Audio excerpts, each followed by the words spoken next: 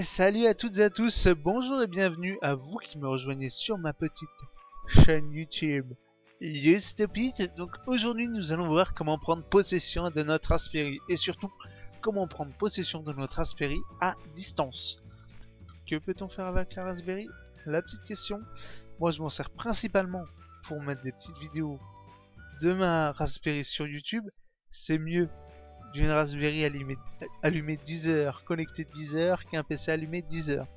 Moi mon PC fait 400 watts, 400 watts pendant 10 heures, ça fait 4 kW. 4 kW à 8 à 10 centimes de l'heure, ça fait quand même 40 centimes d'euros. Avec une Raspberry, on va dire consommation maximum 20 watts par heure, 20 watts, donc 20 fois moins que mon PC, et encore 20 watts, c'est en estimant que le transfo et des pertes, blablabla, blabla, 20 watts. Donc si je mets pareil 10 heures pour mettre une vidéo à 20 watts, ça me fait 200 watts, ça me fait 1/5 de 10 centimes d'euros, ça me fait, c'est-à-dire 2 centimes d'euros pour une vidéo mise en ligne pendant 10 heures. Après, le débit de la connexion, que ça soit PC, Raspberry, le débit de la maison, il diminue fortement. Mais voilà, moi c'est l'avantage que j'ai, c'est ma principale occupation, ma principale activité, je veux dire, avec ma Raspberry. Après, vous pouvez très bien brancher une petite caméra, prendre des petites photos, allez toutes les 5-10 minutes, ça vous prend une petite photo de votre maison, de votre porte d'entrée, de tout ce que vous voulez, de votre chien, de vos poissons rouges, de tout ce que vous voulez, et ça peut vous l'envoyer par mail, sur Twitter, n'importe quoi, n'importe où.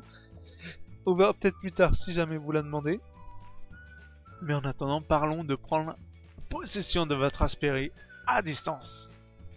Donc on va commencer vite fait par les petites commandes rapides, très rapides. Donc bien sûr, avant tout ça, n'oubliez pas de brancher votre petit câble HDMI de votre écran de PC, de votre télé, de tout ce que vous voulez sur votre Raspberry.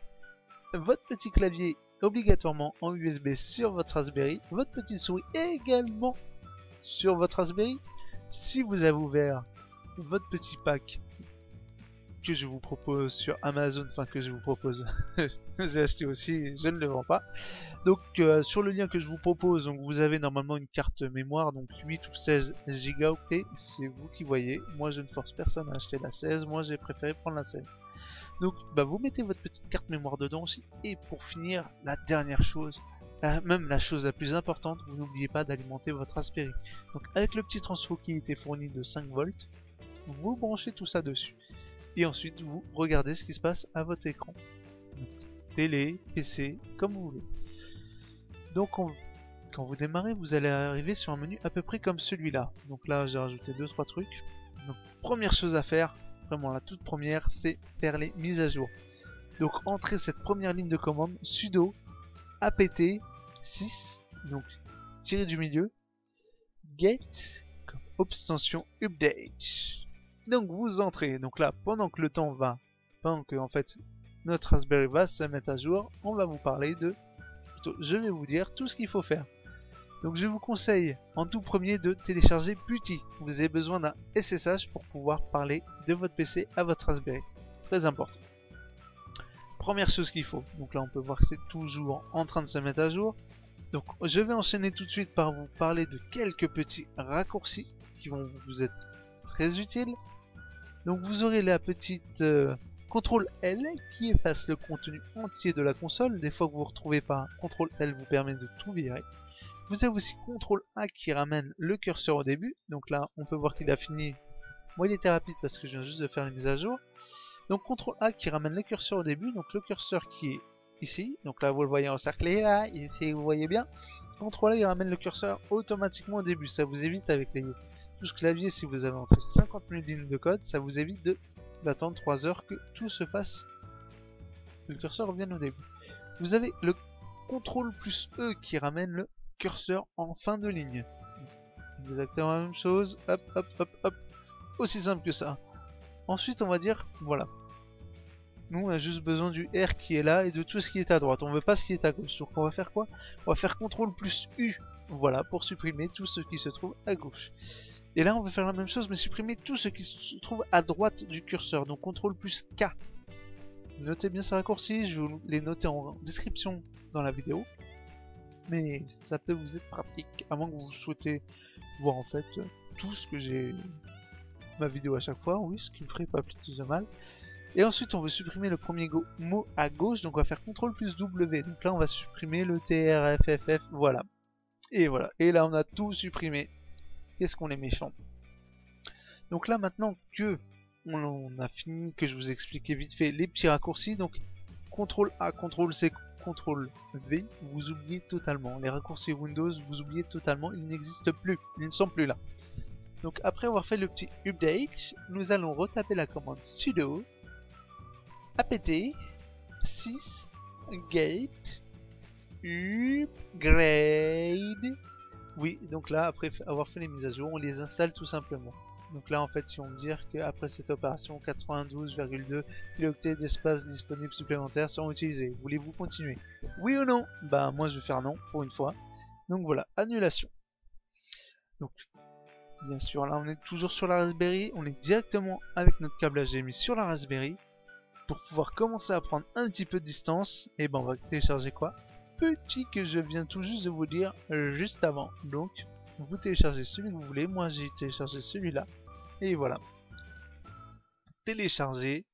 Vous n'avez même pas besoin de l'installer, vous le mettez juste sur votre clé USB. Et de votre clé USB, vous avez juste à faire un double clic pour ouvrir petit.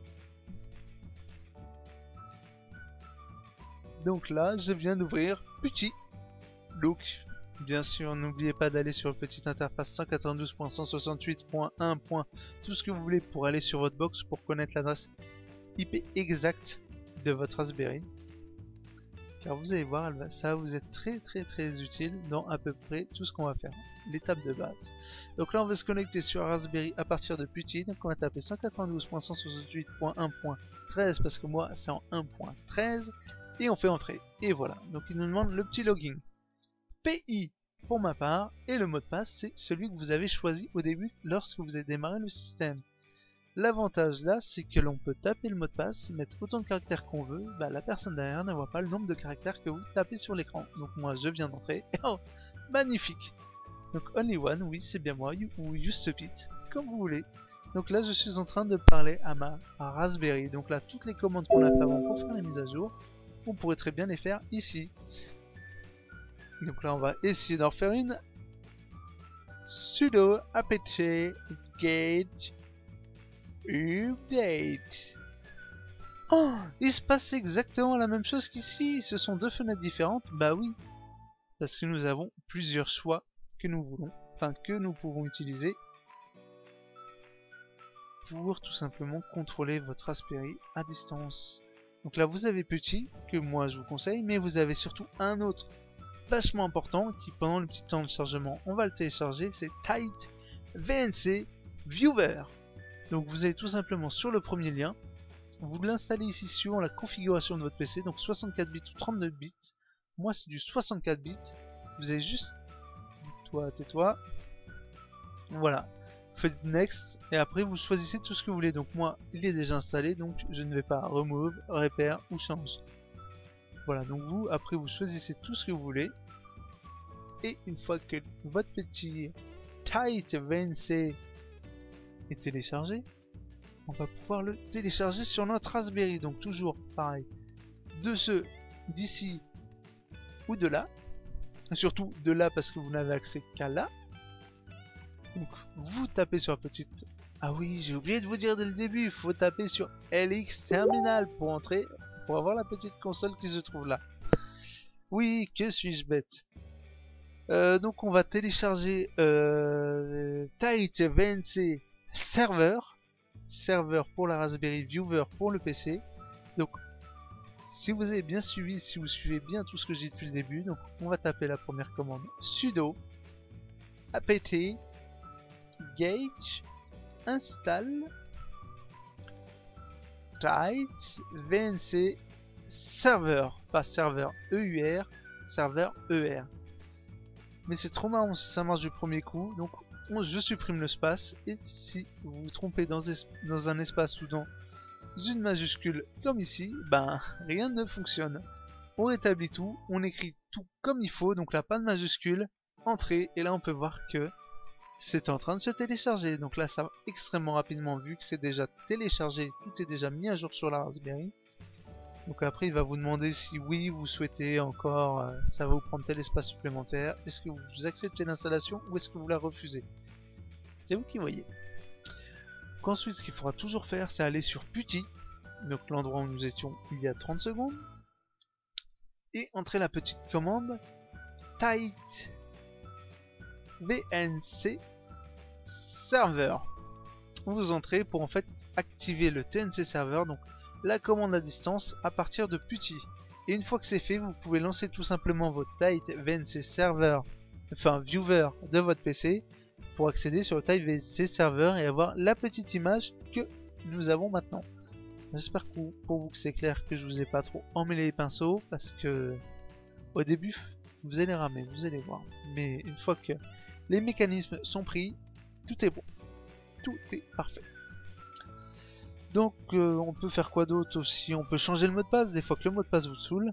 Donc on va faire tight vnc password. Non, pas de VR. Et là en fait il vous demande directement le mot de passe que vous souhaitez. Toujours pareil, on ne voit pas le mot de passe. Et voilà. Et le mot de passe a été pris en compte. Donc tout est bon. Donc moi j'ai pas envie de changer le mot de passe, j'ai retapé exactement le même mot de passe. Donc ensuite bah, vous tapez tout ce que vous voulez, vous pouvez faire tout ce que vous voulez avec votre Raspberry, vous avez des petits tutos un peu partout. Peut-être que j'en referai d'autres si jamais vous me demandez d'en faire. Et voilà, c'était YouStupid et je vous dis à plus tard. Salut salut.